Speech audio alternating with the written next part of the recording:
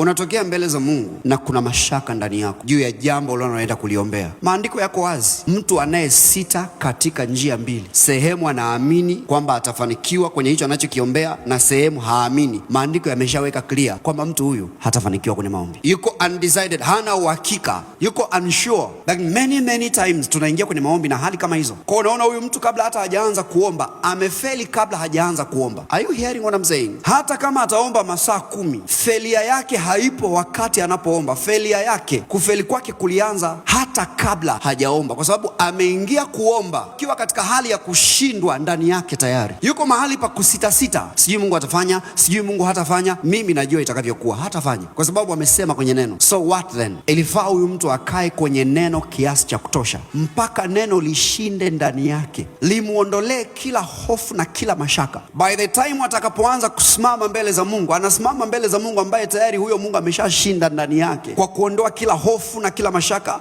and everything. Are you getting my point? Let God prevail in you before you start praying. Tafakari neno la Mungu juu ya jambo unalotaka kuliombea. Stay there. Acha Roho wa Mungu afanye kitu na moyo wako kwanza. Moja ya vitu ambavyo lazima vitokee ndani yako kabla hujaanza kuomba ni Roho wa Mungu kuijenga picha ya matokeo unayoyataka ndani yako. You see the results way before you start praying. Watu wengi imani zao zinaendaga kujengwa wakati wanaomba. It is okay, but it is not very proper. Build your faith in the word before you start praying.